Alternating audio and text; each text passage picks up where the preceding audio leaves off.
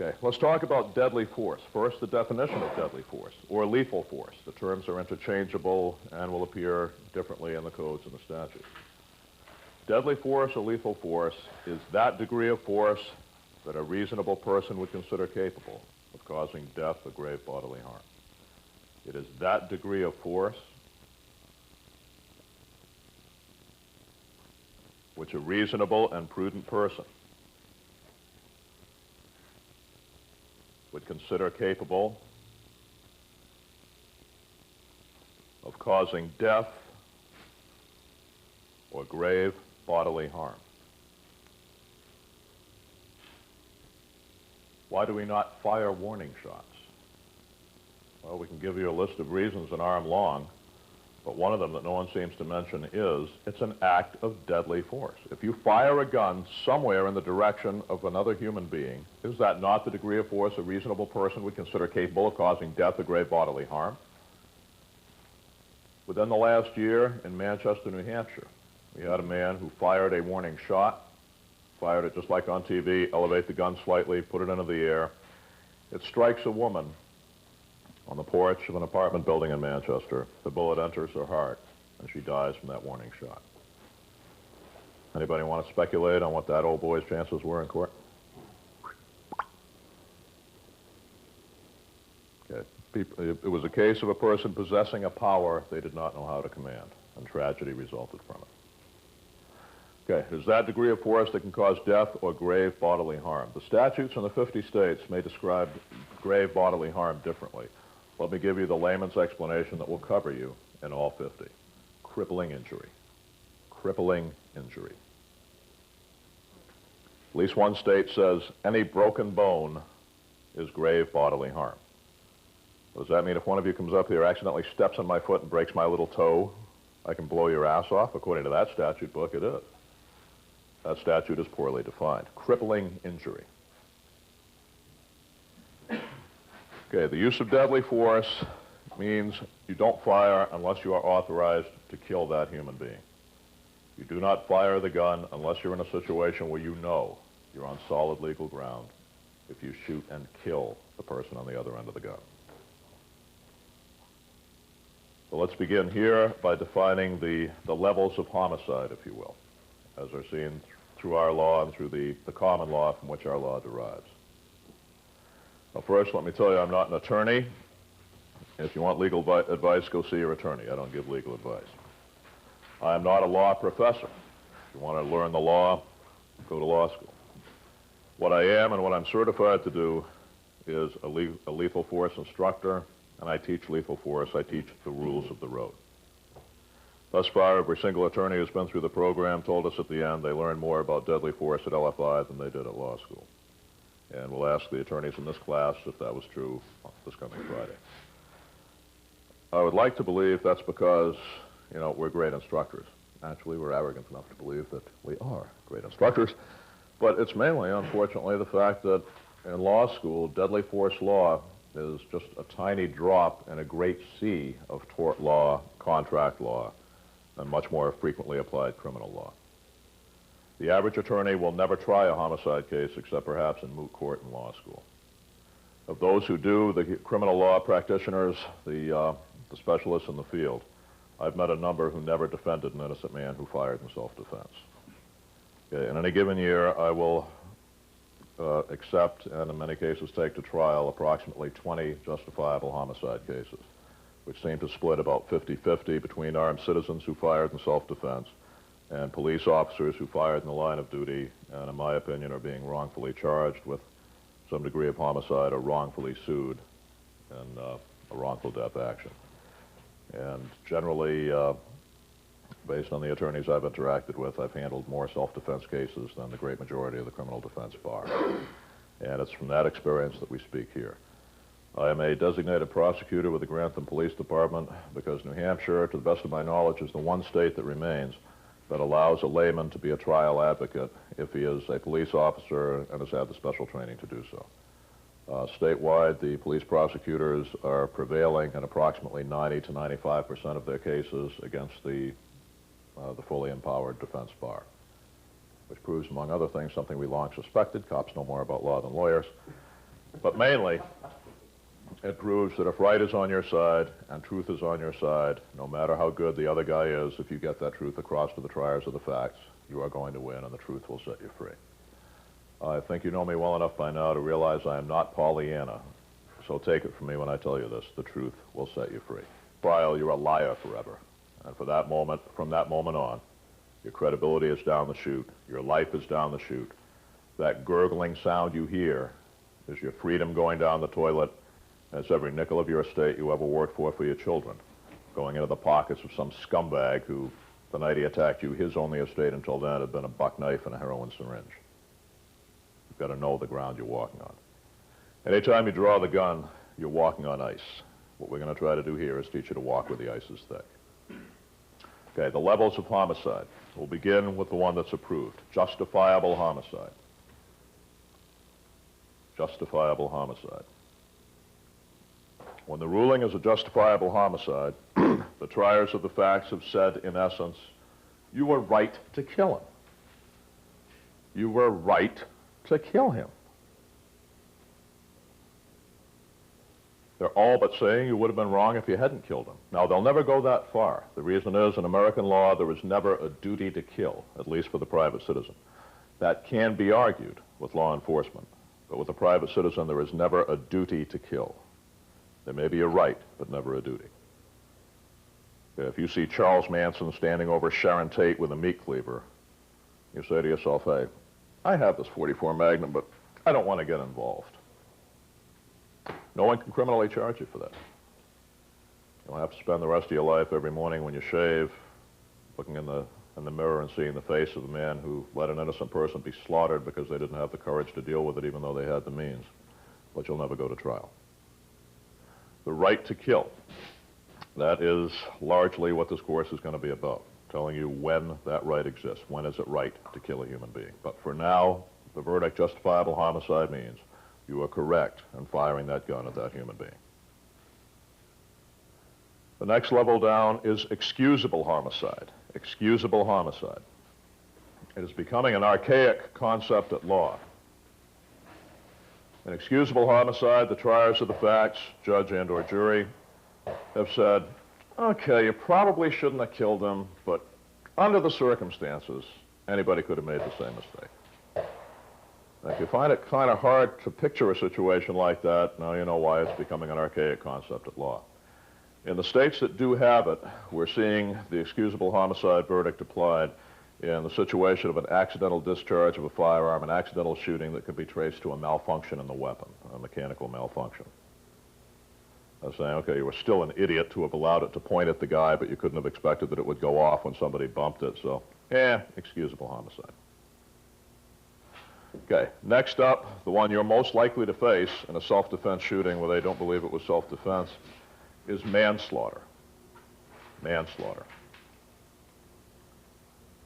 When the verdict is manslaughter, the triers of the facts have said, okay, we know you didn't kill him intentionally. We know you didn't have any evil intent. But the fact is you acted with reckless, wanton disregard for human life. As a direct result of that, someone died who should not have died. That is manslaughter. Manslaughter means you have acted with a reckless and wanton disregard for human life.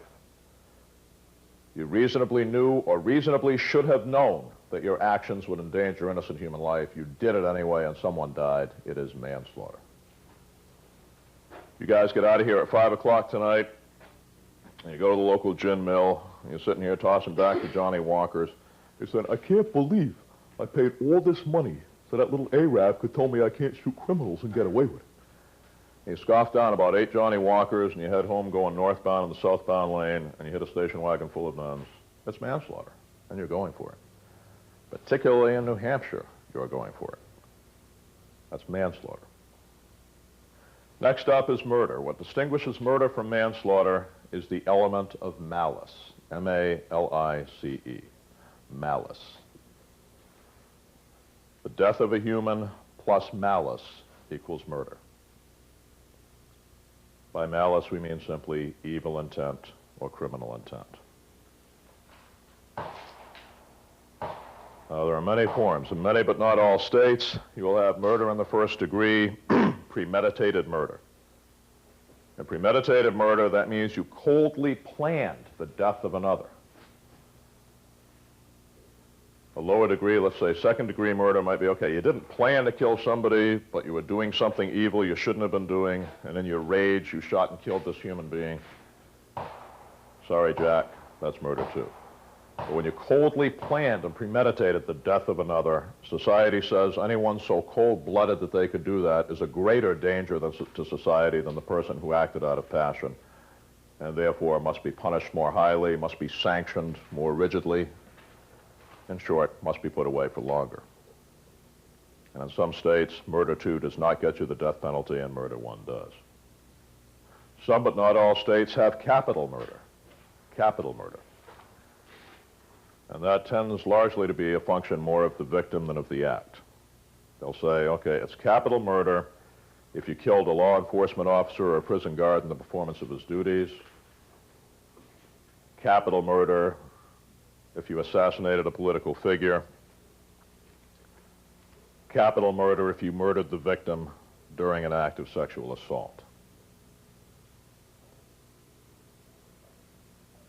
Or in the course of a kidnapping. Capital murder. There is also felony murder. Felony murder means, in essence, you were committing a felony and someone died. Now, when you went in, you and your buddy went in to hold up that 7-Eleven, okay, you had malicious intent, so that means it wasn't manslaughter when the guy died, it was murder. But you were committing a felony and someone died. Felony murder. If my assistant and I decide, geez, we're not getting enough money from this LFI class, let's augment our salary, let's knock over the 7-Eleven on the way home. And we realized to our horror there was a trained man behind the 7-Eleven counter who said, screw Southland that says I can't carry a gun in here. I'm exercising my priorities and my prerogative as a man. I'm going to carry a gun. And we say, stick him up. And he goes, blam, and smokes my partner. And I go, oh, shit, and drop my gun. You know who's going for felony murder? Moi. I committed a felony, someone died, and I'm the one who falls for murder. Every now and then the justice system works, folks. Let's go back to the one we're looking at here today, justifiable homicide. When is it justifiable to use that weapon?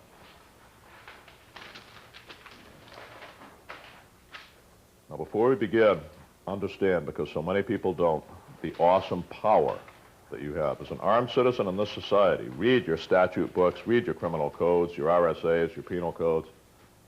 You possess a power that does not exist in this country in the highest arms of the judiciary, in the highest arms of the practice of medicine or of the church. You possess the power upon your own summary command and judgment without review to take the life of another citizen, if these certain circumstances exist that create justifiable homicide. Now, if someone were lying brain dead in the hospital, no one doctor makes that decision. The family consults, the attorneys of the family consult with the attorneys of the physicians and the attorneys of the hospital. It goes before the hospital's Board of Regents, may well, as you've seen in the recent past, go up to the United States Supreme Court itself before finally that authority is given to pull the plug. You've seen the most vile murderers in America, the men who are the living arguments for the death penalty that I myself find controversial. When they are sentenced, when they are guilty beyond doubt of the most atrocious crimes against mankind, there is an automatic appellate process that will cost an average of $1.5 million apiece before society says, all right, pull the switch on Ted Bundy. And Ted Bundy went considerably beyond the 1.5. You possess the power to say, no, I don't have time for peer review. I don't have time to take this before the Board of Regents. I will shoot and kill this human being, and my society will hold me harmless because I acted within the law. And with that enormous power, gentlemen, comes an enormous commensurate responsibility. And remember this always in society with a gun or any other icon of power. Power and responsibility are commensurate. Power and responsibility must always be in a dead equal balance. When one prevails over the other, We see injustice, and we see tragedy. Why are you here? All of you had guns to protect yourself and your others before you came here. You didn't come here for me to make the decision for you. You realized that it was your responsibility to protect yourself and your loved ones from what might be the lethal assault of armed, violent, homicidal criminals. And you realized that enormous responsibility could not be answered without the power to exercise countervailing deadly force yourself. Unarmed men do not fare well against armed home invaders. We do not need rocket scientists to figure that out. This is why we have an armed police in America. So to fulfill that responsibility, you needed the requisite level of power. But with that power comes with it now another awesome responsibility that balances. It brings the responsibility to you not to allow that weapon to fall into unauthorized hands. How many times do we read in the newspaper, child playing with father's service revolver, slays sister, slays playmate? The majority of guns used by criminals in this society are stolen. I hate to say it, but a large number of them are stolen from people like you, who did not keep them under lock and key. In societies from Great Britain to South Africa, when your gun is stolen, it is presumptive evidence of criminal negligence on your part, and you are required to prove that they went to great lengths to steal that gun, including peeling open or blowing your safe. They say, what do you mean? You left a revolver just laying in a drawer and left the house unattended with just a wimpy little bloody lock on the door? It's criminal negligence for allowing that to be stolen. In this country, that does not prevail, although it is beginning to attain in states like Florida. I have mixed feelings about that. If some very determined delinquent child is going to break through all the locks in the house and get that gun, I don't think you should go to jail for it.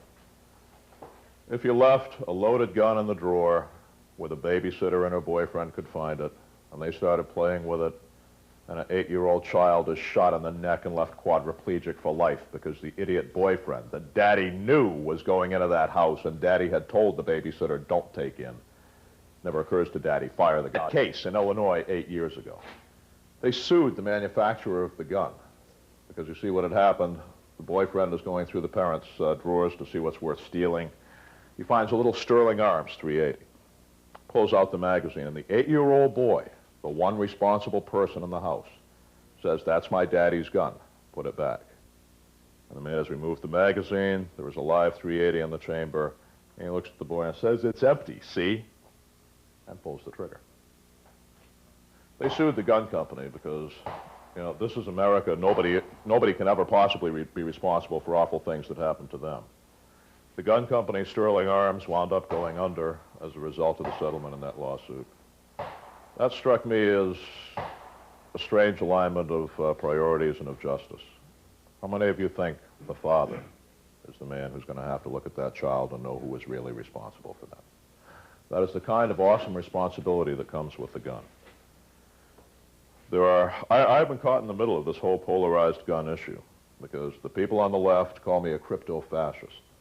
Because I tell women, yes, if you are attacked by a rapist, you have the absolute right to shoot him down like a dog. That is one of your options. I've got people on the right who consider me a crypto-communist. But I tell them, no, as a matter of fact, the Second Amendment does not mean that you have a God-given right to carry a loaded gun in a shopping mall where my children and you guys' children are the backstop. Anyone who carries a gun in public does so for one reason. He has the anticipation, however remote, that one day he may have to draw that gun and fire it in public. I want that person to know when they can and when they can't. I want them to know their limitations. When they have to fire, and my kid is over here in the shopping mall, I want them to have proven to someone that their bullet will fly true. I will not strike my child over there. Your right to own a gun is an absolute right if you're not a convicted felon or a nutcase. To carry in public, where your family and mine is the backstop, by God, is a privilege. And that is the level of responsibility that we're talking about here. You will live forever after with the knowledge that you ended a human life. And, you know, we have our propaganda just like the service has theirs. How many of you all ever been in the service? Okay, and at wartime, did you notice the first thing they do is depersonalize the enemy? The enemy is subhuman. They're not Japanese. They're Japs. They're not Vietnamese. They're gooks. They're targets. Kill them all. Make them die. Da-da-da-da. And the more of them you kill, the more we'll reward you with promotions and R&R in Tokyo and medals and all that. Okay. Do we ever do that? Do we find ourselves referring to scumbags and scroats and perps? They're human beings. At the moment of the attack, he might be the lowest scumbag that ever crawled out from under a rock.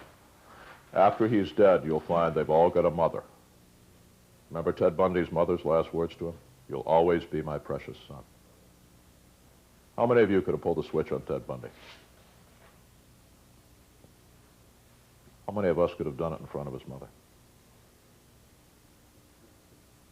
Ask yourselves this. It is the pulling of the gun and the firing of the shot does not end there. This is one of the myths that you get from what I call the warrior prince mentality. Okay, you know, we are the forces of good. We are the white knights out there against the evil hordes of barbarians. And boy, we're going to just face them down at high noon in the desert. And 2 walked in and 1 walked out. Pistols for 2, coffee for 1. That's bullshit. This is America. It's the death of a citizen. And it is so treated by the society. It is so treated by these courts. You damn well better know it now. If you want to live the other way, I suggest you get yourself a castle in the desert and declare your own principality and live there, because your laws ain't going to fly no place else. Power and responsibility. Let's examine the power and responsibility of a police officer vis-a-vis a citizen and the use of the gun. There is one critical difference, or actually the use of force. One critical difference. The standard for the police officer is necessary force. Necessary force. Have that in your notes. The police may use necessary force to fulfill and acquit their duties. The civilian may use only equal force. For civilians, it is equal force. I'll give you an example. This coming Saturday, you are driving through Grantham, New Hampshire. You see the 35-mile-an-hour speed limit signs, and you say, that's cool, I've got my fuzzbuster. That's not for me. And as you're going through at 75 miles an hour, the blue lights come on behind you. I, wearing a somewhat different costume than I am wearing today, come up to the left door of your car, and we have a discussion. And I discuss with you that you're about to be summoned for speed, and you get out of the car and start doing things like this to my body and explaining to me that you pay my salary.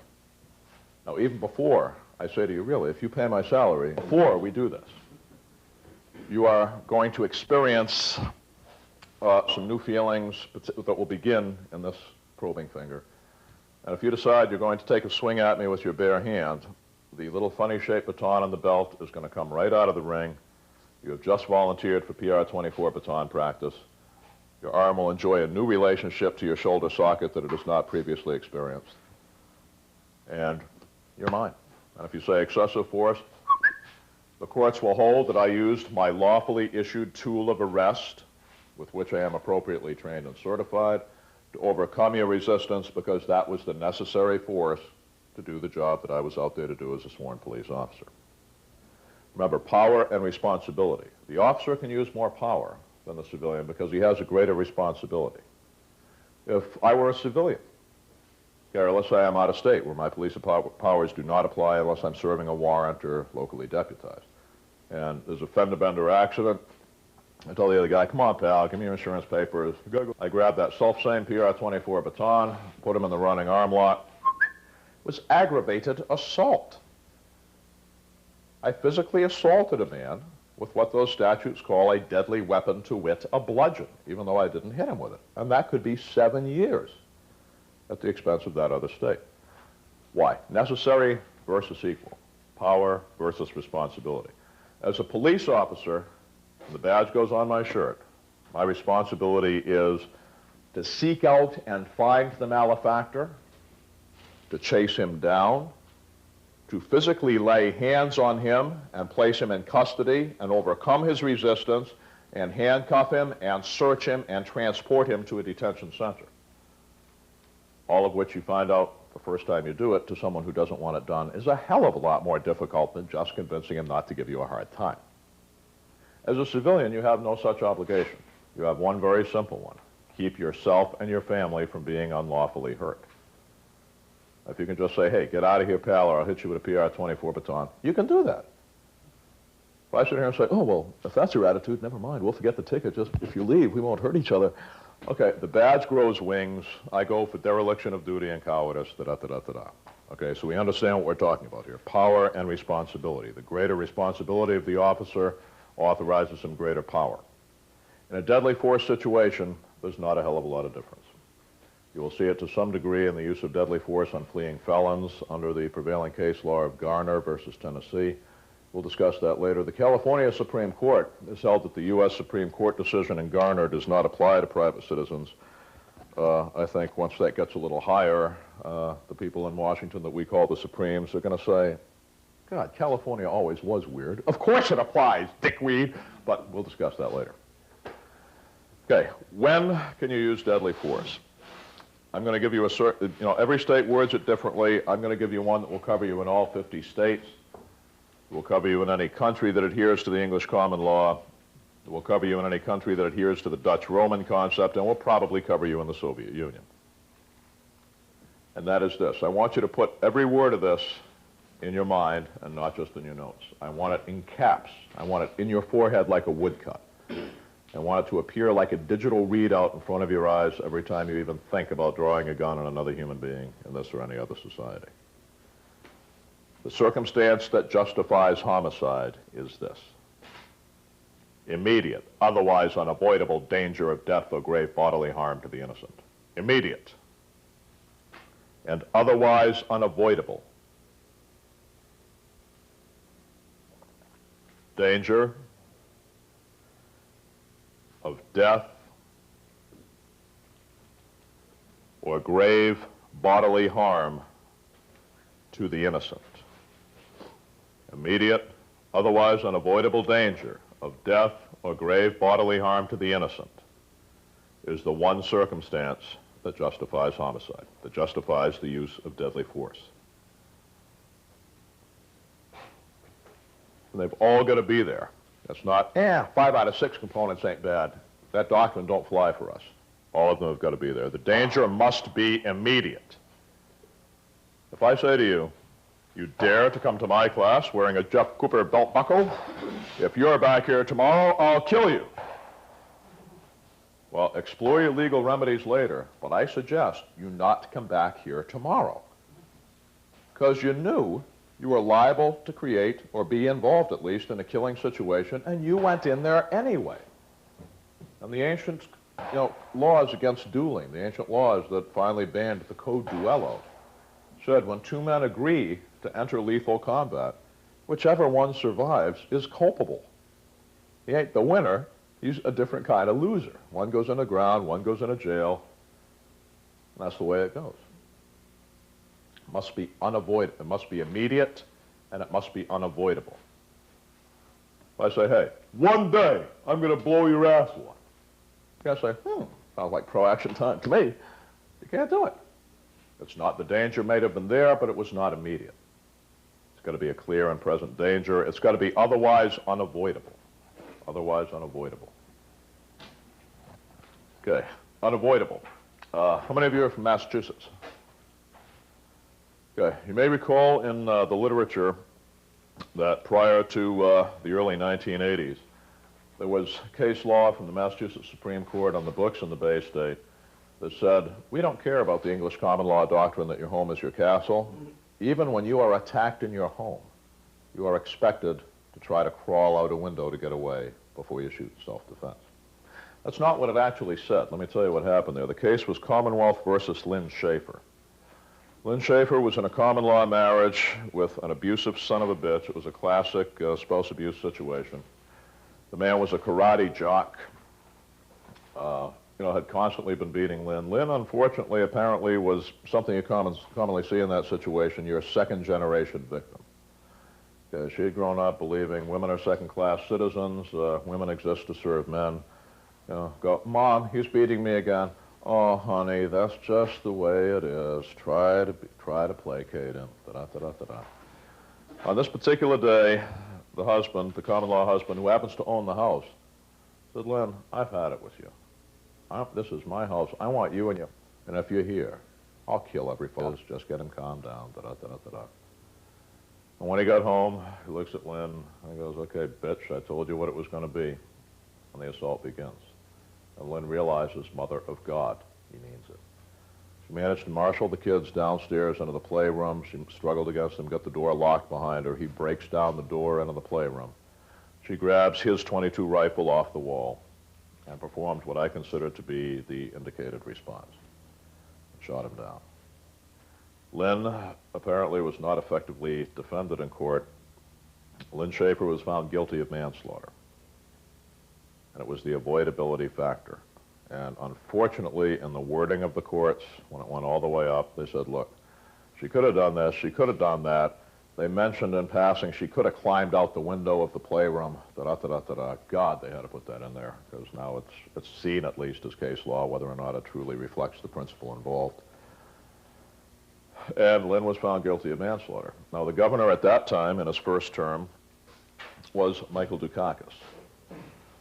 We shall, on tape, try to restrain ourselves from Michael Dukakis jokes. We shall just be grateful that he was not elected president, or we might all have drank rubbing alcohol. But I digress.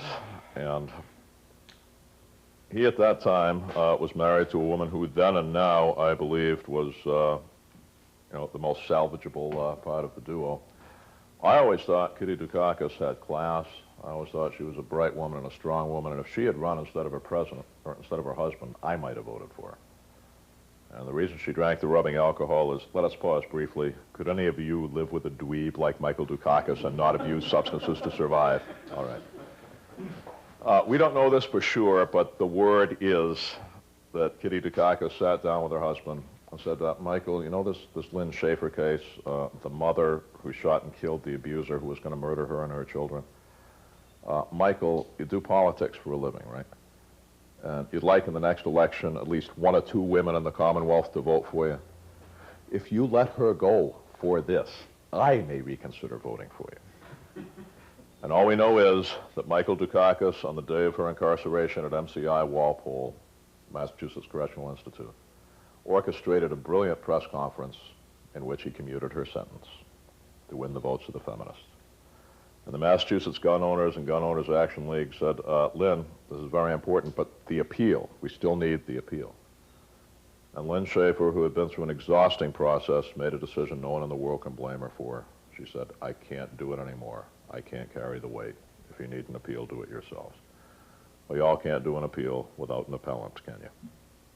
It remained on the books until, in a brief transitory flash of lucidity, the Massachusetts electorate elected John King as governor, who said, this is legislature, the Castle Doctrine, which in the early, you're attacked with lethal intent in your home where you have a right to be. You absolutely have a right to defend yourself there, and attacked in your home, you need not retreat. And Massachusetts had now come back into line with the other 50 states and with every common law country from ours to Canada to Britain.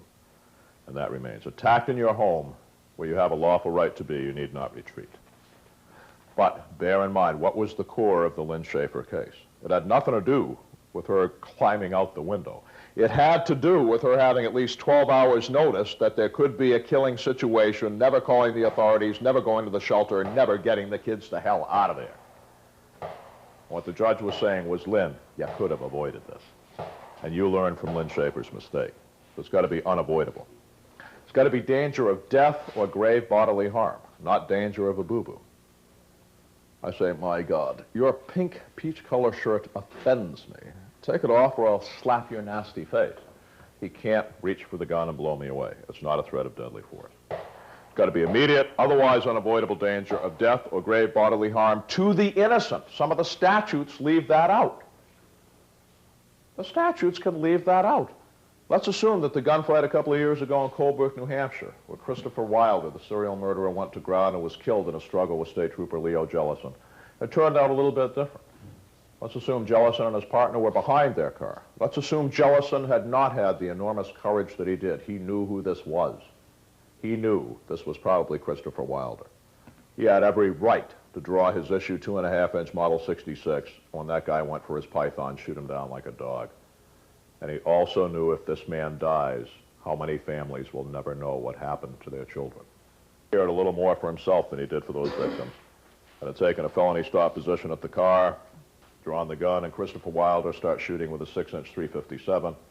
And you drive up and you say, my God, those state troopers have that poor lone gunfighter outnumbered, and they're going to kill him. Why, I'll come to his assistance and shoot down those nasty, unfair state troopers.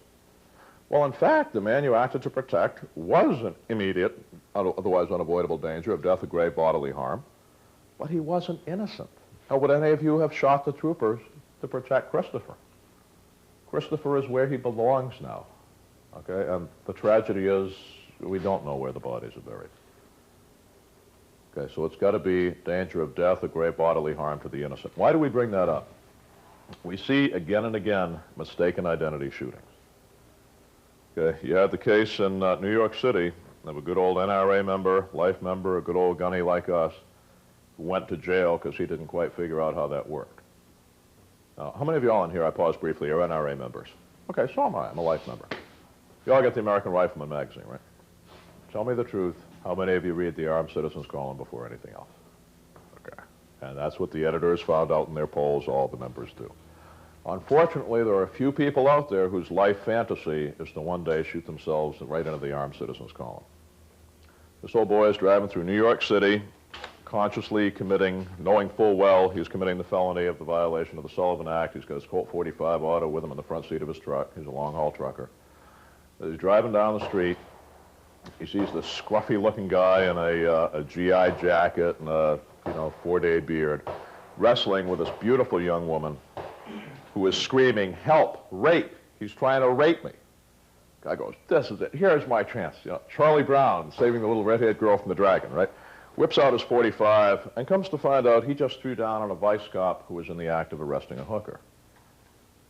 You see, the way it works is when vice cops arrest hookers, the hookers don't say, you got me fair and square.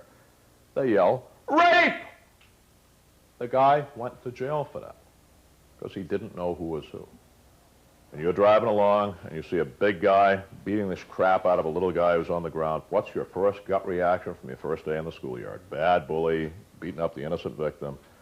And only at the end do you find out you wound up shooting the man his size who was the unarmed victim of the man my size who was trying to stick a knife in him while he was punching him in the face. Okay. If there is the slightest doubt, don't shoot. Gentlemen, remember this. It's not when in doubt, shoot it out. It's if there is the slightest doubt, hold that weapon silent. Immediate, otherwise unavoidable danger of death or grave bodily harm to the innocent. Are we clear? That is the circumstance that justifies homicide. There are essentially 3 criteria that will create that situation. And again, they must all be there. It's not a 2 out of 3 deal. Those criteria are these. Easy way to remember them is the acronym AOJ. AOJ. Which coincidentally enough stands for Administration of Justice, but in this case stands for ability, opportunity, and jeopardy. By the way, I was not being facetious in that previous comment. The reason I think that they went to those particular terms that began with those particular letters, remember, until LFI, deadly force training was reserved for the police academies.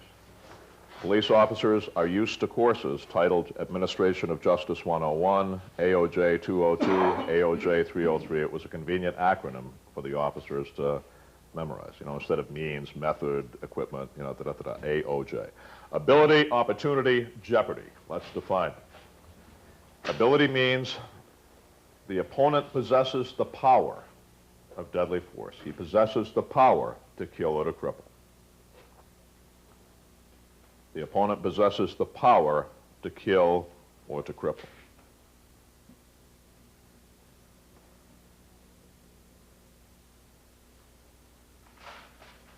That power can take many forms. It can be a weapon, okay, mechanical means, as it were. If I attack this lovely young lady here with this knife, do I have the ability? You darn betcha. If I don't have the knife, but I have this Dirty Harry signature model 44 Magnum, and I attack her, do I have the ability? Yeah. Suppose I have neither, and I violently attack her. Do I have the ability? Yeah. Are you ever allowed to kill unarmed people? Can you ever kill an unarmed man in self-defense? Yeah.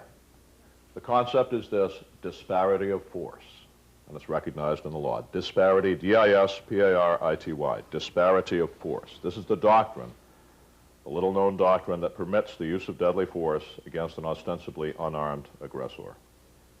D-I-S-P-A-R-I-T-Y, disparity of force.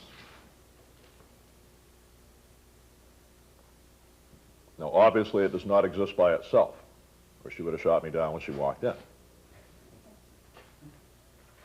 But when the opportunity and the jeopardy factors key in, disparity of force can be the final ingredient in the formula, the A of ability. It can appear in several ways. One of them is force of numbers. Okay, I'm minding my own business, walking down the street, and across the street are 4 guys wearing Aryan Brotherhood t-shirts. They say, yo, Arab, Arab, we gonna kill you. Well, so long as they're across the street, no problem. I'm leaving now. No, thank you for the warning, gentlemen. I'm out of here. Okay, but once the assault is here and inescapable, there's 4 of them and 1 of me. Can I use the gun? Yeah. You betcha. If there's 3 of them and me, can I use the gun? No question. 2 of them and me? We're getting arguable here. We're starting to get to the level where, I better prove in court that they were 2 really good, really competent guys. 1 of them and me? Probably not. Probably not. Okay, so force of numbers is 1. Now, one thing you've got to remember that with that comes one of the so-called Warren doctrines. Warren. It comes from Warren on homicide. Warren on homicide is the Bible, if you will, of homicide law. It is about the size of an unedited King James Bible. It is so arcane that most people who are not criminal law practitioners, even though they may be law school graduates, don't even know it exists. They just kept walking by it in the law library. One of the Warren doctrines, which explains disparity of force, is that against a gang, here's good news and bad news. Okay, there's a lynch mob of Aryan Brotherhood guys outside who've decided they're going to lynch little Arab, okay, for having slightly different skin color. Okay. When I start shooting, the Warren doctrines say any member of the mob shares the responsibility for the fear the mob has caused and therefore shares the general jeopardy of the lawful defensive response. In other words, you don't need all the wording. Look, here's, it's in your textbook anyway. Here's the deal.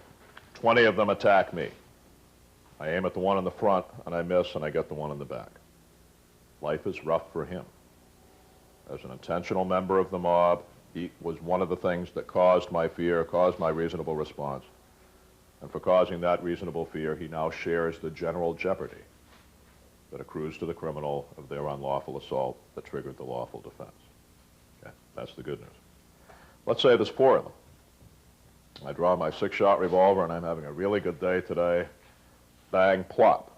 There's 3 of them. You guys already decided as my jury I'm still legal. Boom. Now there's 2.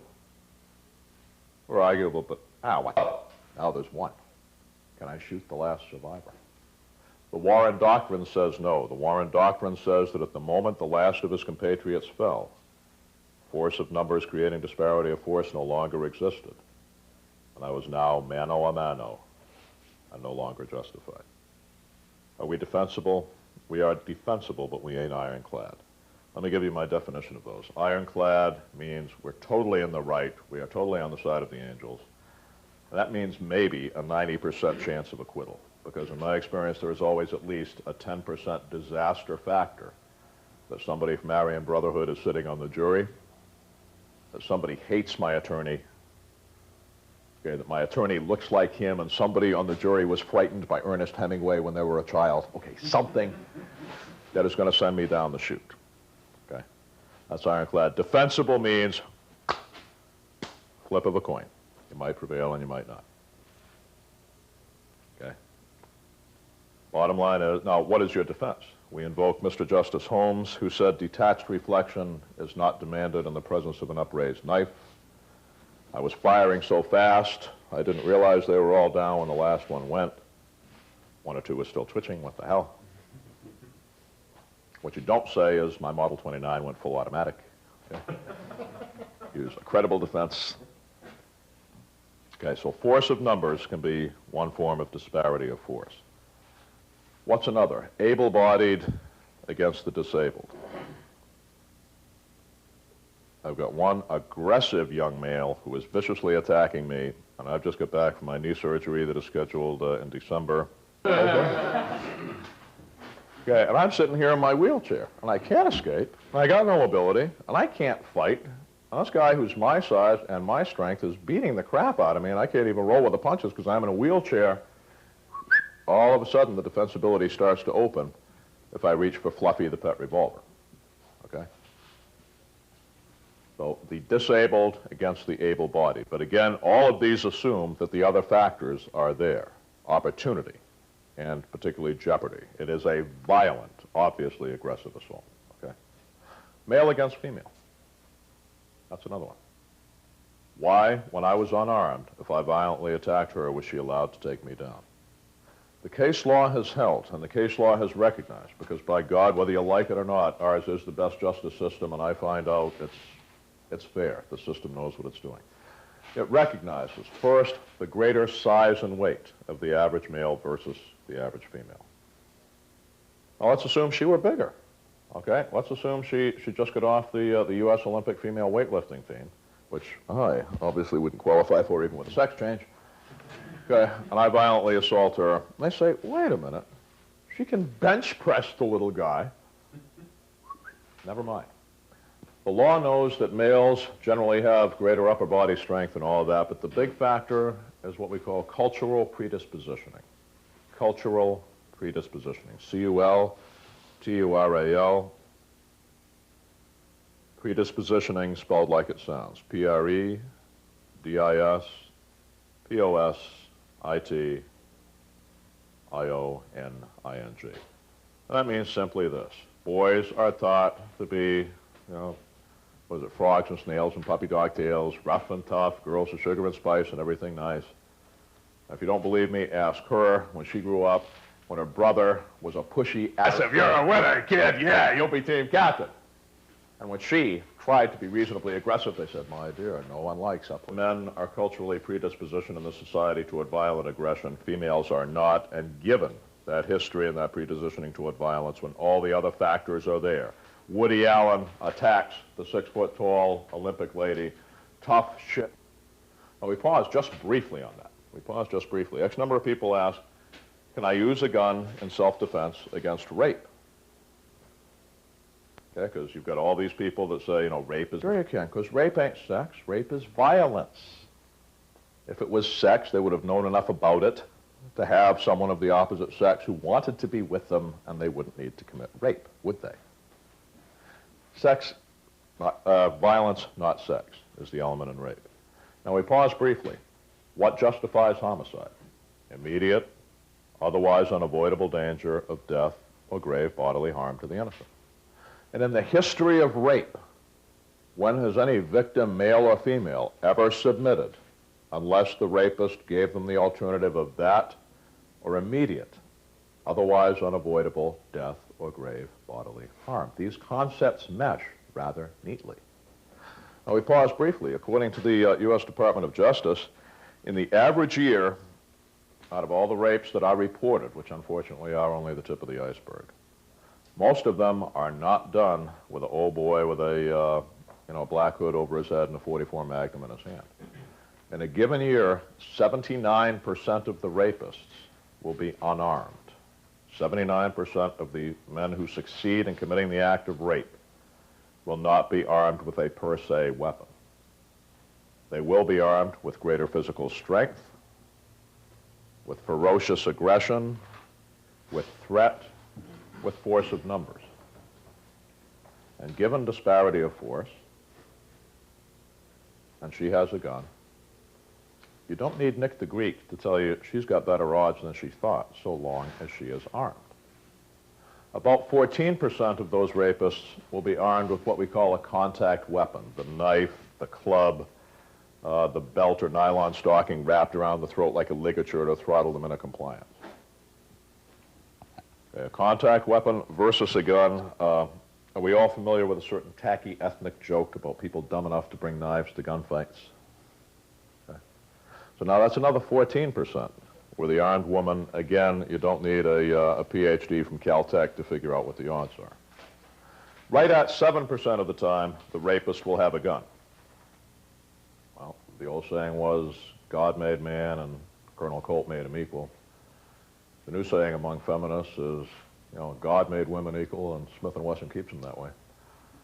But given a man who believes, hey, I'm in charge here and I need not focus on intimidation, I need to focus on sexual gratification, against someone who is waiting for that gun to be set down for just 1 second, and she is better trained than he. Again, what kind of odds is Nick the Greek going to give? Is she equal or better than equal? At that moment, better than equal.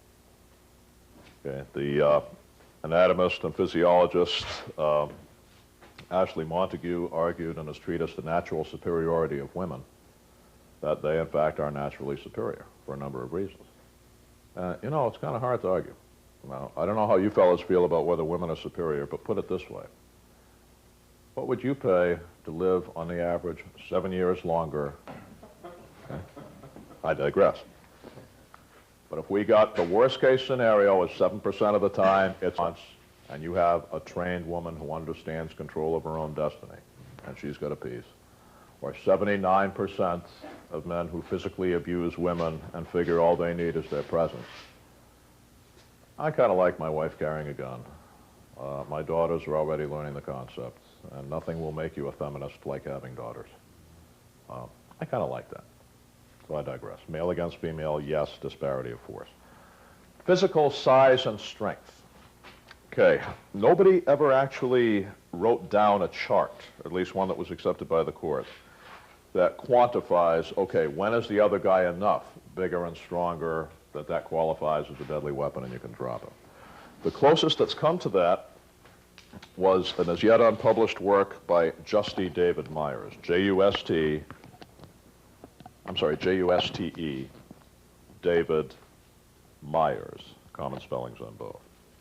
It appears in a book called Defensive Tactics with Flashlights by John Peters. Defensive Tactics with Flashlights by John Peters. Now first, if you all have a Kel-Lite type flashlight in your car with some view toward using it for self-defense, pay the $10 and get that book anyway. It teaches you how to do it and not go to jail for bashing somebody's head in. More to the point, even if you don't own a flashlight, even if you see in the dark like a ninja, buy this book so you can document that you read that one page by Justy David Myers. Because what it says is a woman her size against a man his size is what they characterize as a mini versus a monster. And they give her only a 10% chance of surviving without severe injury in a hand-to-hand confrontation. Is that something we can conceivably work with for mindset? Yeah, buy the book and read it. In fact, the courts themselves have not yet created any such comparative chart.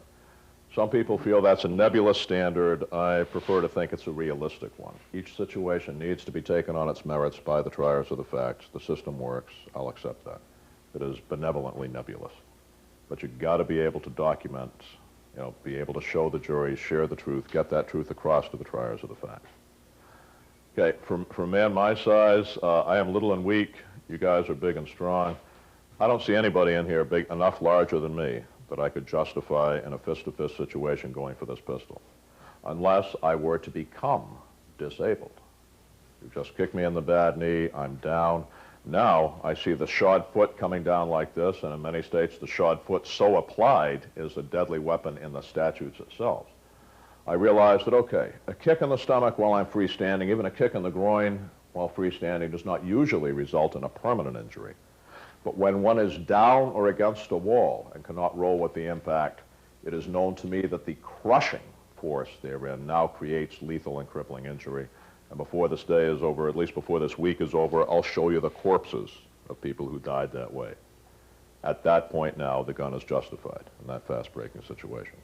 Other than that, if it's just both of us standing up, okay, King Kong Bundy, yeah, 500-pound professional wrestler, yeah, I can take it. Now, never mind that he's a professional wrestler. If he's not a professional wrestler, can I still shoot King Kong Bundy if he's going to assault me? He is 500 pounds. He is 3 of me and change. I don't care what he does for a living. If those hands get on my furry little body, it is gonzo. And if all the other elements are there, we can do it. But he is a professional wrestler. Now, this is another factor in disparity of force. If the other man is known to you as highly trained in the destructive arts, if he's known to you as a professional boxer, a black belt in karate, a trained Navy SEAL or ex-Ranger who was taught to kill armed sentries with his bare hands, if he's an unarmed combat instructor, and it's known to you, if he violently attacks and the other elements of opportunity and jeopardy are present, he is yours and you can take it. What's the trick? You got to know. It's got to be known to you. It's one of the exclusionary rules. You can't drop this old boy and you find out afterwards, oh, thank God, he was a black belt, I'm safe. No, you're not. You didn't know at the time. And the judge will say, we're sorry, counsel, but we're not letting the jury know this. You see, your man didn't know it. For all your man knew, he was shooting down the deacon of the church. Okay, we're judging him for what he did and the decision that he made with what he had to make it with. And it could have been the deacon, and it might be the deacon next time, counsel, so if he didn't know it, the jury ain't going to know it till after the verdict. Everybody says, you know, well, gee, how do we tell if they really are a martial artist? What secret stance do we look for? Well, I don't know. If I see the guy come up to me and he goes, ah! You know what that says? One of two things. He's watched The Karate Kid too many times because nobody ever taught Ralph Macchio to fight. I mean, we cringe when we watch those movies. Okay, or he's so smart he realizes I have some small background in the martial arts, and as soon as I see him do this, I will collapse in hysterical laughter and be unable to defend myself, one or the other. Okay. You want to know how they're probably going to stand if they know what they're doing? They'll stand like this. Okay, some of our people use the Jack Benny position because how does it look to the witnesses? Concerned. I'm concerned of many things. I am concerned that this hand can block and grapple. I am concerned that this hand can block and grapple. I am concerned that people are clear that I wasn't the guy who started the fight. I like the Gary Klugowitz position, which says, please, don't hurt me. Please, let's be calm. My open hands and I don't want to have to fight and block and grapple and do neck twist takedowns and screw up your entire body. Okay? You don't know how the guy is going to stand. Okay. How do you find out if he's a black belt? It's really tough. It's probably too simple for you. Let's do this. The guy's, you know, fixing to fight you. Take a step back and say, you a black belt? What's he going to say? No, I'm a schmuck. Probably going to say, yeah. And what do you say? Don't move! But that's too simple for you. You'll probably never do it. I digress. Why did you pull a gun on that unarmed man? He was a black belt. How did you know? Your Honor, he told me. But that would be too easy. Disparity of force, that or the mechanical weapon, creates the factor of ability. Okay, we've discussed the ability factor. Next up is opportunity. Now, ability meant he possessed the power to kill or to cripple. With opportunity, we're saying he is capable of immediately employing that power. He's capable of immediately employing that power. I've got the 4 guys from Aryan Brotherhood across the street. They're saying, we're going to stomp your little Arab backside into the ground. They certainly have the ability, but they don't as yet have the opportunity. They cannot do so from a distance. Okay, with the gun. The gun is a remote control weapon. Almost any distance in line of sight, if he has the gun, all the other factors are there, he's threatening, it's clear he's going to attempt to shoot you or shoot at you, take it. Okay, range is not normally a factor with the remote control weapon. Okay, well, you're going to find opportunity being the factor when you go to trial is going to be with the contact weapon, the knife, the club, you know, the item that's picked up and bludgeoned or clubbed. When we say to club something, that means to pick it up and swing with it. Okay, that video camera over there is not a weapon. The guy picks it up and tries to crush my skull with it. It is a clubbed video camera. It's a weapon, and we shall perform the indicated response. Okay, the opportunity factor generally will be a component of 2 things: distance and obstacles. Distance and obstacles. Now, one of the big attacks that you're going to get in court, particularly in what the street survival caliber press people call a knife culture, where more than ever you're likely to face a man with a knife, will say, ladies and gentlemen of the jury, Al London was not, in fact, in danger. He admits himself, and the ballistics test prove that the deceased was 10 feet away and only had a knife. That is a standard phrase. If I hear only had a knife once more in court, I'm going to barf. They're going to have to give me courtroom barf bags. I'll say, ladies and gentlemen of the jury, he says he was in deadly danger. But you'll notice he sits there, fat and happy and unmarked. And you've already seen the photographs of my client laying with the giant holes in his body, covered with blood on the stainless steel autopsy table where Al London put him. Carefully arranged to hide the prison tattoos, but they never show those photos to the jury. Okay, and they will, by the way, see two photos of the deceased. They will see his high school graduation picture where he looks like a choir boy. They'll see the body laid out here, arranged to hide the prison tattoos. And they'll see you sitting here fat and happy. And that is a visual contradiction of the deadly danger that you're saying you face, that you're saying warranted your justifiable use of deadly force. And he'll probably pick up the knife and say, ladies and gentlemen of the jury, I am the stated 10 feet away from the defendant, and I hold the alleged knife of the deceased, and look, I can't hurt him with it. Ladies and gentlemen of the jury, he's not in danger, is he? That's all he faced. And you know, he's saying his .45 automatic, his Army horse pistol, was the same level of deadliness as a knife. How many of you ever cut yourself with a knife? How many of you ever did? You're still here, aren't you? How many of you ever got shot with a .45 automatic? Well, I'm not surprised. And ladies and gentlemen of the jury, I'll tell you exactly what happened. He was a coward. He wanted to take the life of another human being that he perceived as a lower-class citizen. And instead of paying the money to a safari master and a professional hunter and shooting an animal in the jungle that might actually have hurt him, he said, well, here's a lower socioeconomic life form that I can shoot down for my sport. And I'll just pay the money to my attorney. Because you see, he wasn't in danger. The opportunity factor. And if you don't explain that, that is not within the common knowledge. Now, the common knowledge means what would the average person know with their common sense. If it's not within the common knowledge, the term is beyond the ken of the jury. Beyond the ken of the jury, of the average lay person. Does the average lay person believe that if I'm 20 feet away from you with this knife, I can kill you? No. It's going to require expert testimony to clear that up. You can't always count on expert testimony. Some states, like Louisiana, have given the judges so much discretion on expert testimony that we're just not seeing it apply there. The judges are saying, look, we've seen so many experts that were whores, that were prostitutes, that said whatever they were paid to say. I'm not letting them into my court anymore.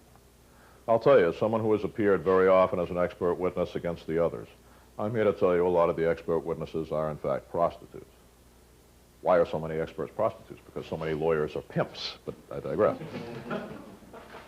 And I say that seriously, because what you've got, let's say your average expert on deadly force is probably going to be an ex-cop. He retired from the police department making, let's say, a salary of $35,000, $40,000 a year. And all of a sudden, he finds out he can make up to $2,000 a day. And once he starts doing it, maybe he only takes the good cases. But this is America. When your income expands, your outgo expands to fill it, and soon you've got to pay the upkeep on the Mercedes. Soon you've got to pay the watchmaker to fix your Rolex. Soon you need another $2,000 suit for court. And when the lawyer says, no, the truth, no, I don't want the truth. I want you to say that my guy's right, or I won't give you no money. Just like the pimp says, no, Susie, you can't live at home and watch the Disney Channel. You've got to go out and spread your legs for my customers, or I won't give you no money. So I say that advisedly. The attorney's the pimp and the expert's the prostitute. And if one accepts that, frankly, there are one or two out there that are Mustang Ranch all by themselves. And if I'm one, I must have a heart of gold because I've taken so goddamn many free cases, but I enjoyed it, so I do it for love. Okay, I digress. You may not be able to have in the expert testimony. There's one person you know will be there to testify. The more you know, the more you can defend yourself. If I'm going to come in as your material witness and I get run over by a truck the day before trial, you're still not out of luck. You got these videos for backup, but you got you to say in your own words, this is what I knew. In the old days, we used to believe the guy had to be right on top of you with a knife or a club before you could fire. I will refer you, and in this class you will do something called the Tueller drill. The man's name was Dennis Tueller, T-U-E-L-L-E-R. That was one of the great things that came out of survival training in the last decade. T-U-E-L-L-E-R. Tueller is a sergeant with the Salt Lake City, Utah Police Department, and is also a staff instructor at Jeff Cooper's Excellent Pistolcraft Academy gun sight. Now, one of your graduation drills at gun sight is you'll start facing a target 7 yards away, the old standard FBI close combat distance, 21 feet. Your hands will be shoulder high. You'll have an exposed holster, not a police security holster, and not a concealed weapon, an exposed quick-draw holster. And on the signal, they'll give you 1.5 seconds to draw and hit that target twice, which I'll tell you, frankly, is a reasonably good test of pistolcraft skill. I'll tell you also, based on our studies with a police security holster or a concealment holster carried truly concealed, it's going to go closer to 2 seconds when you factor in the reaction time. And Dennis, being a street cop instead of just a weekend pistolero, okay, you know, I wonder, if this old boy was coming at me with a butcher knife, I wonder how far he would get before my 245 slugs magically vaporized him because it's the magic bullet, which, frankly, he doesn't believe either. So he took one class of students on the range, and he said, okay, gentlemen, we're going to flip-flop. Put your guns in your holsters. Take this knife. Stand on the 7-yard line, and when I give you the signal, you run forward and stab that target. We're going to see how long it takes. And it took, on the average, 1.5 seconds. Now, it's 1.5 here and 1.5 there. And again, you probably don't need a pocket calculator to figure out we are now in the land of the Pyrrhic victories. Okay, at the end of 1.5 seconds, he's got 4 inches of his steel in your chest, and you got 2 rounds from your gun in his. And the best you can hope at that point is to take him with you. That is not in my book of rules, okay? I ain't here to take him with me. My job is to send him on ahead.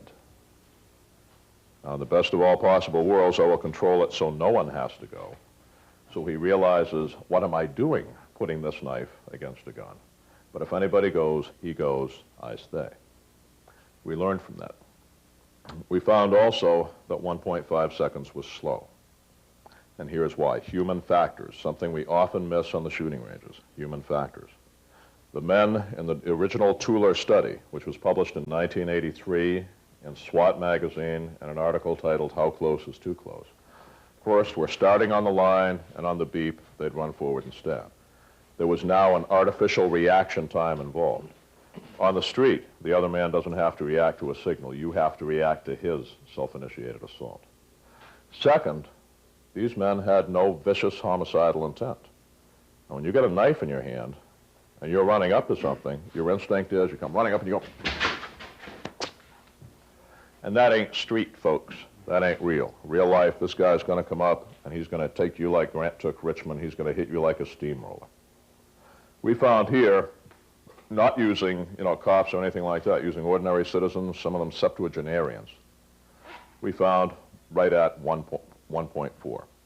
We have found a number of people who could close 21 feet and deliver the thrust in 1 second flat or less. We had elderly people who qualify for Social Security do it in 2 seconds flat. We had one man with a broken leg and a walking cast in 2 seconds flat. This tells you something.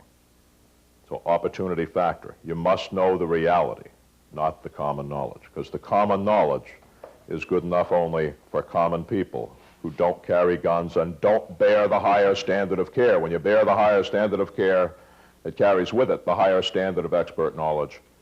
You know what they do not, but when they sit in judgment of you, you must be able to share that with them. That's why it's called a trial of the facts.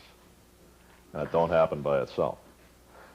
Let me emphasize, remember before I said the truth is critical to you? The truth allows laymen to defeat trained attorneys when it's on their side. It doesn't do it by itself. There's 2 things. You must have the truth on your side. You must get the truth across to the jury. And I give you this analogy. You are gun people. Many of you have seen on ESPN or read in American Handgunner magazines about men like Rob Latham. I've been privileged to shoot against the best in the world, Mickey Fowler in his prime. Okay. I've shot against Robbie Latham, who has not yet reached the height of his powers, and I absolutely believe he is the fastest and the most accurate pistol shooter who has ever lived.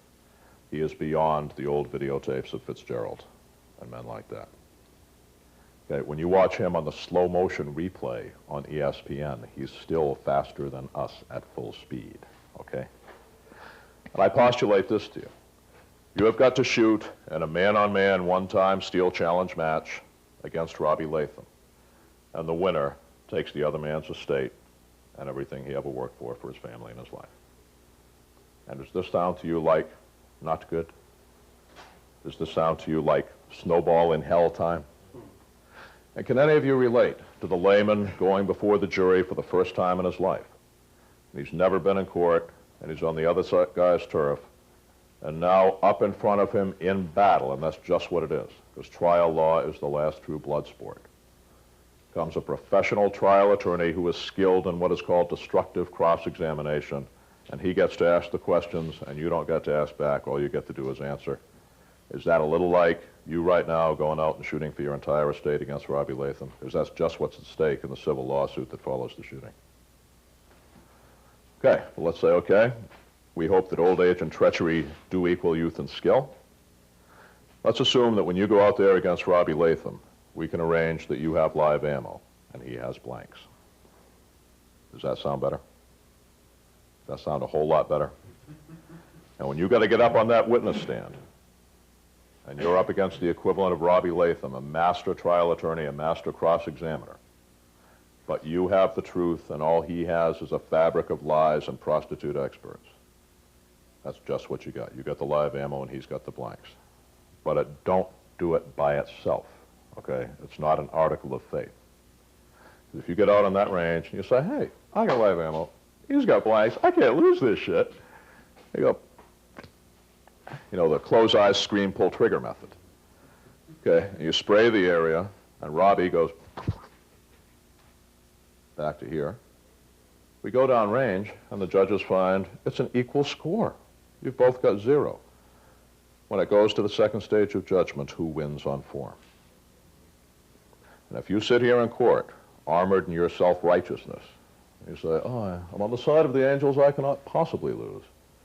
And the other side presents an artfully woven fabric of lies, and you never bring the truth up, you're going to fail. The other man will win on form, and you'll be one of those, and there's more than one, who went to prison even though you were innocent. And I say this to you as a prosecutor. I say, in my experience, I absolutely believe about 97% of the accused are either guilty as charged or guilty of some lesser included offense. And the frightening thing is that through politics, through malicious prosecution, through lies by the witnesses, sometimes through incompetence of counsel or investigation, and sometimes because the innocent guy didn't know how to handle it. 3 out of 100 innocent accused people adds up to a hell of a lot. And there's one person who's going to be there to get you out, and that is you. Okay, so the opportunity factor, the man must be capable of closing that distance. Now, Dr. Covey in the back is about 21 feet from me. Is he going to reach me now in 1.5 seconds? He has, in addition to distance, obstacles. He's got to climb over several of you, some of whom may be trying to restrain him, some of whom may be saying, yay, go for it, kill him, I don't care. But he's got to climb over them. Okay, so that will slow him down. The opportunity factor, how would a reasonable and prudent person who knows what you know and who shares your training assume that you are in immediate danger from this man? If so, now the second criterion is fulfilled. The knife in his hand was the ability. His ability to reach me with it now creates the opportunity factor. And it brings us to the third and final factor that must be present, jeopardy. The single most misspelled word on the exams, by the way, J-E-O-P-A-R-D-Y. And the guy from Los Angeles Times took the course. He misspelled jeopardy. J-E-O-P-A-R-D-Y. And jeopardy means this. Jeopardy means he is acting in such a manner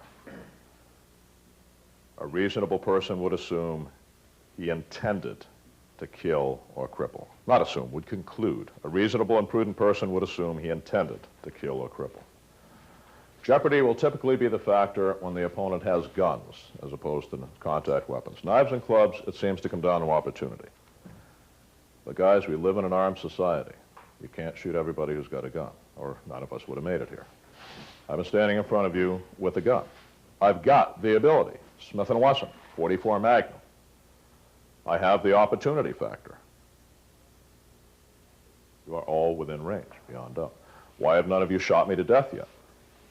Well, one or two of you, it's because you figure you haven't got your tuition worth yet, and you may be able to restructure the class and still salvage something. But most of you, it's because I have not done anything that placed you in jeopardy. Jeopardy means he's acting in such a manner the reasonable and prudent person would assume he intended to kill or to cripple. And when all of those three are there, when all those factors are there, the triad is complete. The triangle, ability, opportunity, jeopardy, closes together. Like an arrowhead, it is pointed at you with otherwise unescapable deadly force, and when those three are present, we have the situation of immediate, otherwise unavoidable danger of death or grave bodily harm from the innocent to the innocent. And now homicide is justified. Now your judicious use of deadly force is justifiable before the courts. Questions or comments so far? Repeat that jeopardy. Jeopardy means the opponent is acting in such a manner. A reasonable and prudent person would conclude that he intended to kill or to cripple. So they've all got to be there. Ability, he possesses the power to kill or cripple. Opportunity, he's capable of immediately now employing that ability to kill or cripple. And jeopardy, it is clear beyond doubt the son of a bitch is going to do it. When all three of those are there, the pull of the trigger is now warranted. Question? Say under disparity of force you have three guys and they have you cornered and they're closing on you. If you wait till they begin their assault, from my experience, once you go beyond a certain point, We'll take the gun away from you. Exactly. No, well, let us discuss that. That's a very good one for point. They're coming toward him. He's got the gun. And I'll tell you what. Let's take the two friends away. I don't have this. I don't have this. And you've drawn the gun. You found me in your house, and you drew that gun, which you had a right to do, because you didn't know if I came in with a gun. You don't know if now I've taken the kitchen knife out of your drawer. You draw that gun, and you said, get out of my house, which you got a right to do. Cops get fired for that. You got a right. Recognize what a luxury this is. I say, no, I'm going to take that gun, and I'm going to shove it up your ass. I start coming forward. What have we got here? Am I an unarmed man, or, in the real world, is this a contact weapon assault? I'm going for his gun. Once I touch him, just as if I had touched him with the club, just as if I had touched him with the knife, when I touch that gun, action beats reaction. I'm going for a weapon. If this revolver were loaded and was laying there, I said, you son of a bitch, I'll kill you. I started going for the gun. Does he have to wait for my hand to get on the gun? If this gun is in his hand at the same distance, and I look at that gun and I say, you son of a bitch, I'm going to kill you, what changed? Nothing. We fall back to the reasonable and prudent man. Now, this will sound a contradiction to what's in the book. Let me tell you now about this course. This is not 40 hours on the book in the gravest extreme. It is 39 hours beyond it. Okay, there are things I could not put in that book. I can control who comes to this class. All of you had to show me the concealed carry permit, the letter from the DA's office, the letter from the chief, something that showed me you're a certified card-carrying good guy who passed a criminal record and character background check. I cannot control who sees a videotape or who reads a book, which is why some of the videos, including what you're listening to here, will probably never be offered commercially. Okay, I will not create the formula for someone to commit murder and use our skills to escape by making it look like a justifiable homicide. In the book, we quoted from what the judges told us. If he's going for your gun, you've got to wait till he's in control of the gun. But unfortunately, once he's in control of the gun, you no longer have anything to shoot him with. We ran this through Westlaw and Lexis. Westlaw is the case law computer data bank out of Case Western Reserve School of Law. we said, give us the cases. There were none. Now, certainly Westlaw and Lexis are not entirely complete. They touch the high points. The follow-up research also found none. We know they're happening. What does this tell us? They're not going to court. They're being no billed at the jury level, grand jury level. When the grand jury returns no true bill, the grand jury is saying, Your Honor, Mr. Prosecutor, no crime has been committed here. In effect, they've ruled justifiable homicide. Okay, here's the deal. When the man that you've confronted in your home and drawn the gun on charges you with a gun, he has an advantage over you. You don't know who he is. He could be a putz with a 2-digit IQ who couldn't fight his way out of a sandwich bag with brass knuckles. Okay, he could be a trained mercenary, you know, who kills sentries, and it's the off-season, so he's doing burglaries this year. Look, we don't know. But he has the advantage. He knows who both of you are. I know who you are. You're a homeowner who's got a right to own that gun, who's got a right to point that gun at me to defend yourself against my felonious intrusion. And I know who I am. And when I come toward him, I'm telling him something that can reasonably and prudently be interpreted in only one way.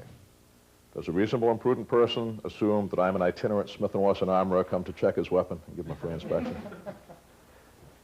What you've got to assume, which I have no choice but to assume, is this. I believe that I have the skills to disarm you and turn that weapon against you. I have whatever reason to believe that, and if it's good enough for me, it's good enough for you. And I would suggest that you take it. I've said that in front of the senior attorneys general of the state of California. There was no argument. I've said that in discussions on TV and radio, and of all the people who could have called in, from judges and lawyers, no one argued, and the reason is, it is true. Glad you brought that up. Let's touch on another point here that I think is critical for you to understand. And that concept is this. What we're talking about in justifiable homicide, we're talking about something called an affirmative defense. Have that in your notes. We are speaking here to an affirmative defense. A-F-F-I-R-M-A-T-I-V-E, affirmative defense. Interesting concept. Oh, remember High School Civics 101? They told you the burden of proof is on the state. They must prove you not guilty beyond a reasonable doubt, and all you got to do is sit there. Anybody recall that? Anybody have their bullshit alert go off even then? Okay, there are two reasons that was BS, and what I'm going to say is going to contradict your high school civics teacher. And one of them is I've been to a hell of a lot more homicide trials than their high school civics teacher, but mainly the concept of affirmative defense. You see, we're not using your typical criminal defense here. Okay, I say, you killed him. What's your plea? You say, not guilty. Well, usually you get the soddy or toddy defense. The soddy defense, S-O-D-D-I, is some other dude done it. The toddy defense, somewhat more specific, that other dude done it. You ain't going to say that. You shot a man who attacked your spouse with a knife and was going to kill them if you hadn't fired. You're going to say, well, I didn't do that. A one-armed man did it and ran off into the night. Lieutenant Gerard, it wasn't me. No. It's an affirmative defense, and it's this. You're saying, I've done it. I've done the act you're accusing me of. But I'm justified. Ladies and gentlemen of the jury, I am that rare person who is allowed to kill human beings on the streets of America. I am the one person allowed to carry out the death of a citizen because I did it in self-defense, and it's a justifiable homicide. And, Your Honor, tell them that. Tell them it is justifiable. Here's the good news. We have another two-edged sword here. The two edges of the affirmative action, or strike that, the affirmative defense sword are these. The upside, the strong side for us, it is a perfect defense. An affirmative defense is what is called a perfect defense. By that I mean this. In a perfect defense, we have the situation where the judge tells the jury, if you believe what the defendant said, you must find the defendant not guilty. Not you can, not you might, not as one of your options. You must find the defendant not guilty. You realize what you're asking for? You're asking the judge to come this close to a directed verdict on a principle of law. And what the judge is saying to you as he unsheaths the sword and shows you the other side is this. Okay, you're asking me to invade the province of the jury and tell the jury that if they buy your shit, you must be found not guilty. You're asking me to virtually direct the verdict. I can do that, son, but we charge a high price in here. And the price we charge is this.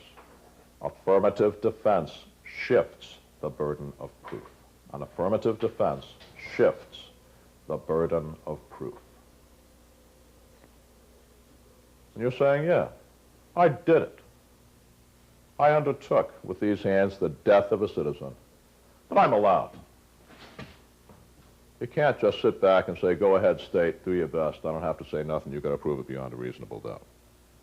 The burden of proof now de facto is upon you to show that it was justifiable, to show that the criteria of the law, the immediate, otherwise unavoidable danger of death or grave bodily harm to yourself or others you are authorized to protect, was in fact there. So those are the two edges of the affirmative defense. It is a perfect defense, and that's why the other side hates it. The other side hates it. This is why you'll seldom be charged with murder in a self-defense shooting. Okay, if you are involved in a self-defense shooting in a community where the district attorney is on the National Board of Handgun Control Incorporated and he wants to make an example of you, he ain't going to charge you with murder. Okay? He's going to charge you with manslaughter. Why? Reckless, wanton disregard for human life. There are no justifiable accidents. Have this in your notes, team. Justifiability is a defense reserved for intentional acts. Justifiability is a defense reserved for intentional acts. There are no justifiable accidents. An accident at best is excusable, and not always that. And it shifts the burden of proof. What is this telling you? You've shot a man in self-defense. You've been routinely arrested, as you can expect to be. After all, the cops don't know you're the good guy. All we know is we have a dead citizen and you're standing there holding the smoking gun. What the hell did you think was going to happen? And the attorney they get you says, shut up. They can't prove a thing. Don't say a goddamn word. They can't prove a thing, and I'm going to tell them it was an accident anyway. Fire the son of a bitch now. That man has just given you the verbal warning he's going to send you to prison because he doesn't know how to defend innocent men. Fire his ass now. Your best analogy when you share this with others, the most commonly understood affirmative defense in America today is seen in libel and slander cases. Okay? Because we're a celebrity-conscious society, the celebs are always suing People magazine and National Enquirer for libel, da-da-da-da-da. Okay, libel is a good example. The perfect defense against a charge of libel is what? Truth absent malice. It was true. I didn't lie about him. It was true. And I didn't say it just to hurt him. There was a reason I felt people had a right to know. Truth absent malice is a perfect offense. And the judge will tell the jury, if he told the truth and you believe it was absent malice, you must find him not guilty. I was sued for that. I was sued for $100,000 for libel. David Zucker v. Mossad Ayub. He said Ayub is guilty of libel because he promulgated a document in which it stated that I, David Zucker, was a liar and a thief. The attorney told me that we had one severe problem in the case. He said, I don't think you're going to be able to keep a straight face in a witness stand. I said, what? Okay, but we prevailed. Why did we prevail? The judge in that federal court case said, no, it is apparent that Ayub was not lying. And he didn't say it out of malice.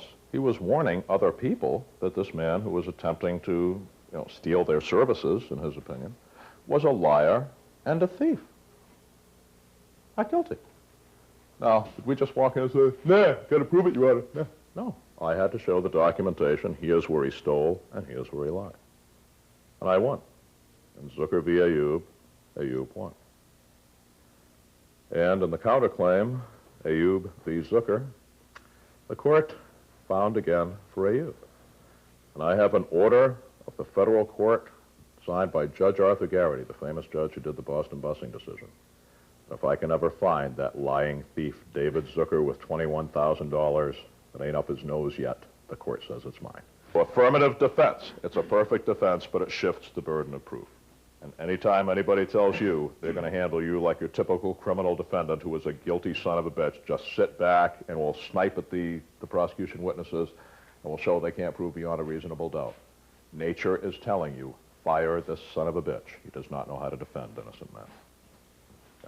Questions or comments now to this point?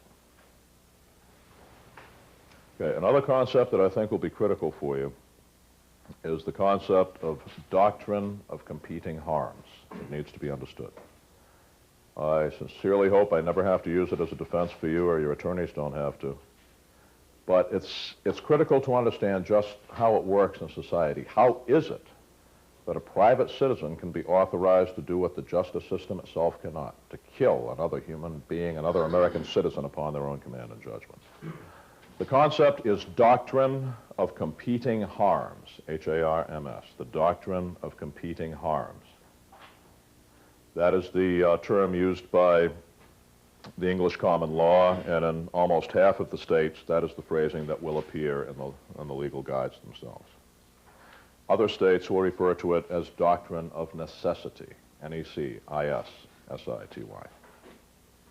I didn't spell that. N-E-C-E-S-S-I-T-Y. Thank you. They mean the same thing, doctrine of necessity and doctrine of competing harms. And what this benevolent demonstration of the wisdom of the law holds is this. You're allowed to break the law in the rare circumstance where following the law would cause more human injury than breaking it. You are allowed to break the law in the rare circumstance where following the law would cause more human injury than breaking it.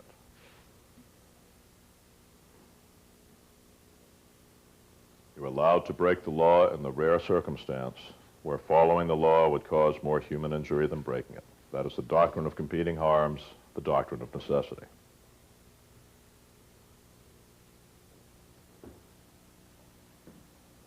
Now, first and foremost, putting things together that we're learning quickly this morning, does that sound like an affirmative defense to y'all? Damn straight. The argument that I would use is this. Whenever I have to explain this in court, let me give you a word of advice if you ever have to do it and none of us are there to help you. When you're talking to a jury of laymen, never discuss guns and karate and police radio codes. People don't relate with that. Those are different worlds. The average person doesn't relate with that. Give an example from something common to the human experience. Now, the jury is selected for a reason. There's a reason the other side is allowed to weed out the gun buff. Just as there's a reason our side, if you're smart enough to remember to do it, is allowed to weed out the founding members of Handgun Control Incorporated from a self-defense shooting jury. The jury should be impartial. The jury should be objective. The jury should not have predetermined biases and prejudices. The jury is to be a clean slate upon which the presented evidence will be written, upon which their collective mind, as reasonable and prudent citizens, will determine the balance and determine the guilt or the innocent. The ultimate question that none of us who speak for you can ever address, guilt or innocence. By the way, you'll never be found innocent. You ever notice that? No court ever finds you innocent. The best you can hope for is not guilty. Okay, here's the deal. Doctrine of competing harms. The analogies I like to use are based on, something happening on the highway. The reason is this is America. We are a motorized society, an automotive society. Maybe nobody on that jury owns a gun or ever did, but everybody on that jury drove a car to the courthouse parking lot to get there. And at some time in their life, they had an emergency, and they know that automobile is a deadly weapon improperly applied. They've had an emergency on the highway where the truck swerved into their lane, the telephone pole fell off the truck ahead of them, and they had one split second to decide to react and to let people die or to keep people from dying. That is something, by God, that they can relate with. The analogy I give you is this. You've got your whole family in a station wagon, and you're in the northbound lane of a winding mountain road, okay, with a sheer precipice on either side, no road shoulder. It's a two-lane road, and there's a big double yellow line down the middle and great big signs that say, no lane change. And it's pretty clear to you and everybody else in that car, the law says, stay in this lane or you're a violator, right? You're driving along going northbound, the only car in your lane, and now the only vehicle in the southbound lane, big old pickup truck that turns out to have a drunk at the wheel, swerves into your lane on a collision course. You've got about a second or two, if that, to decide what you're going to do. You have just been given a choice.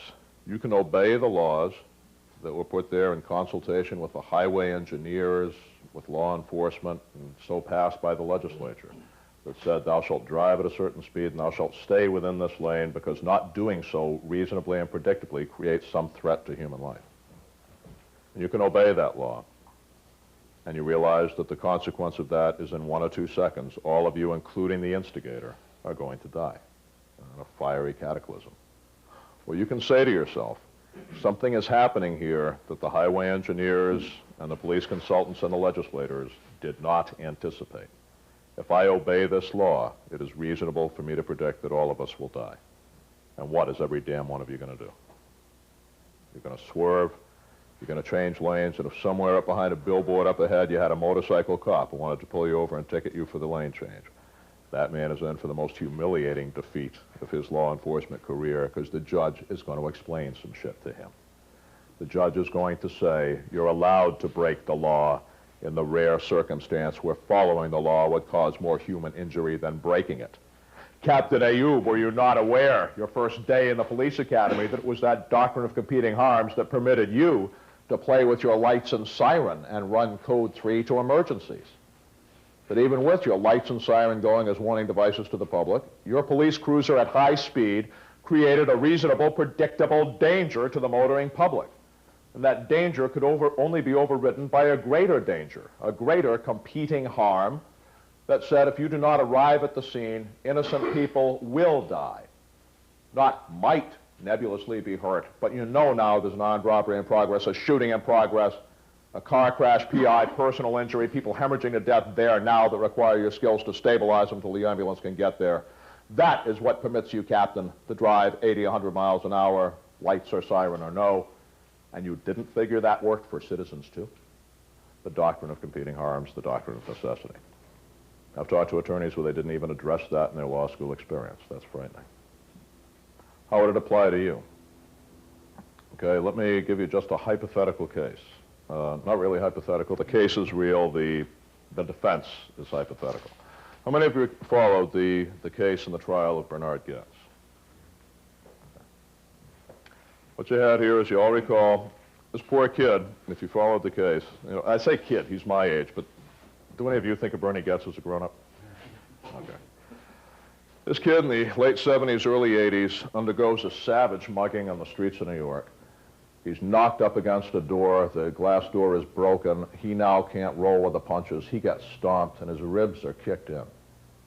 And from that day to this, Bernard Getz, if you followed the testimony and the medical witnesses who proved it, is in permanent pain from the permanent injuries of that mugging. And it was his perception that the muggers were out of the door before he was out of the emergency room.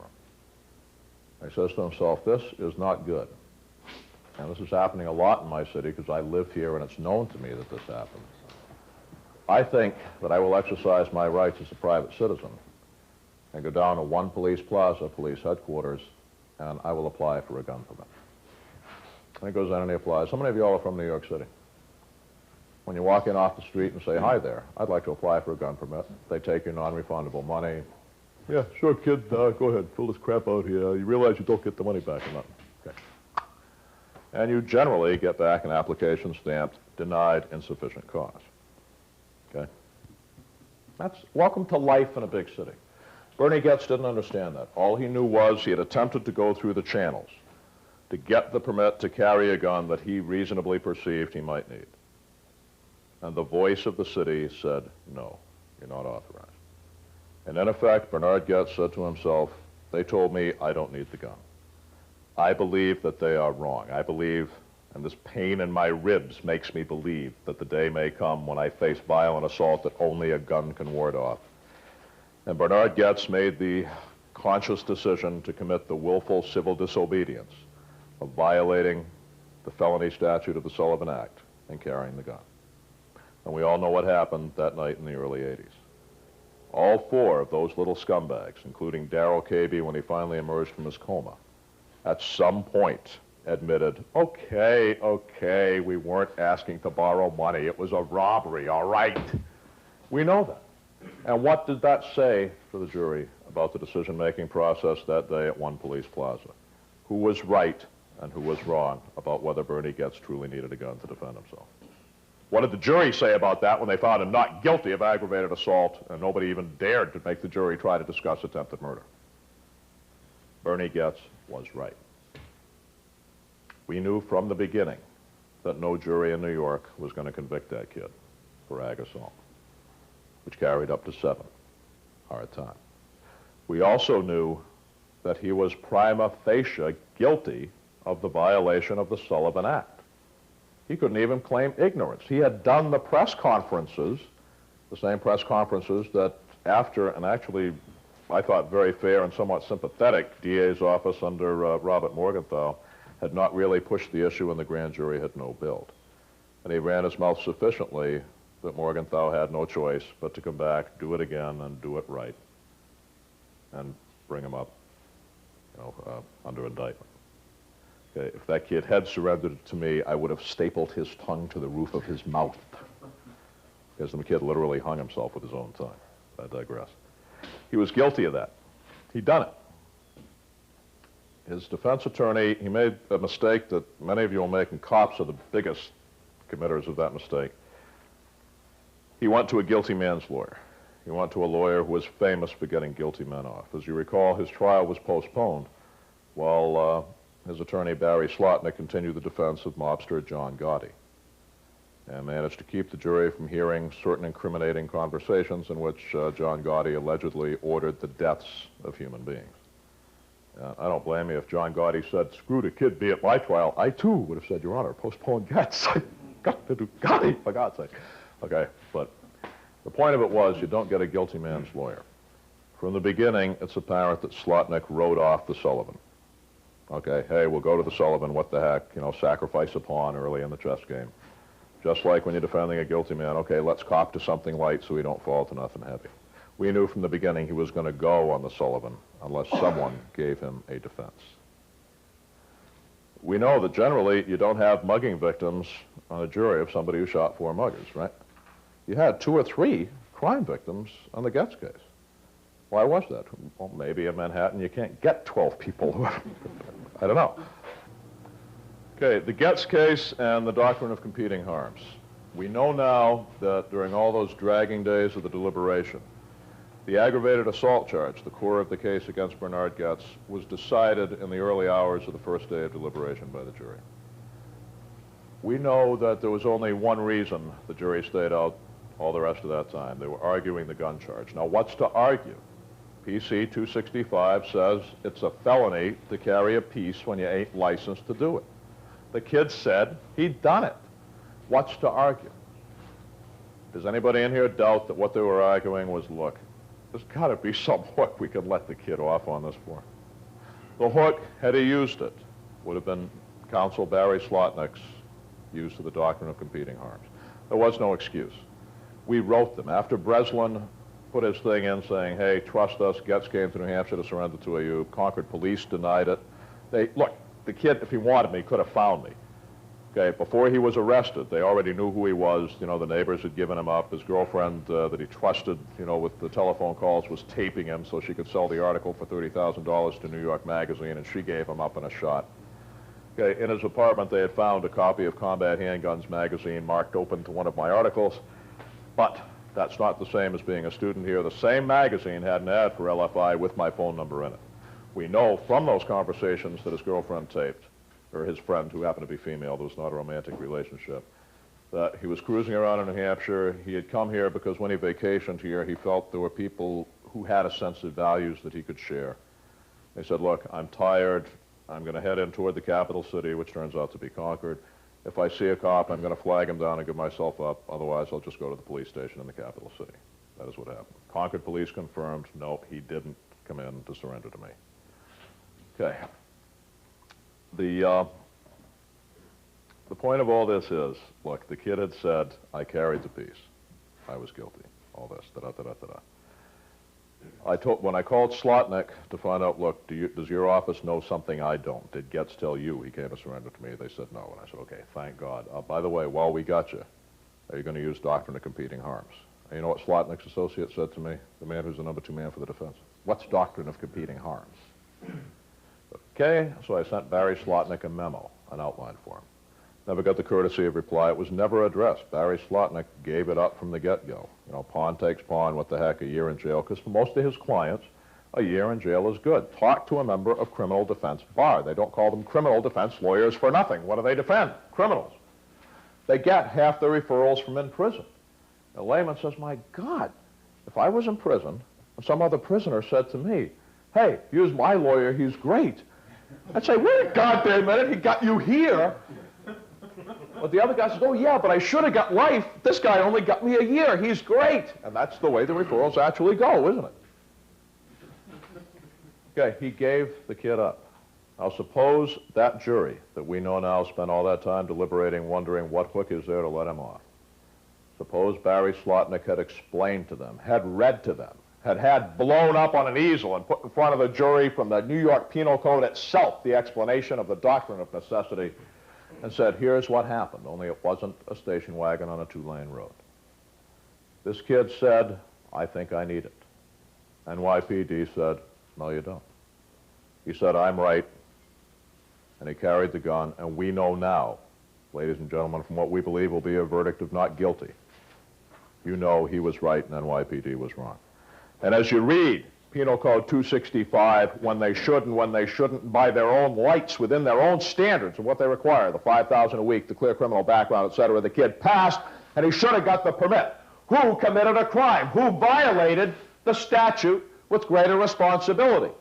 The layman who knew what you now know as far as the facts was true, or the people with a higher standard of care who should have known that under law he was entitled to the permit?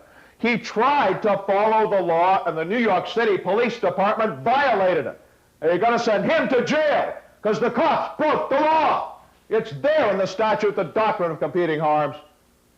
How many of you believe we might have had the hook that would have allowed the jury to let that man walk free instead of spending the better part of a year at Rikers Island?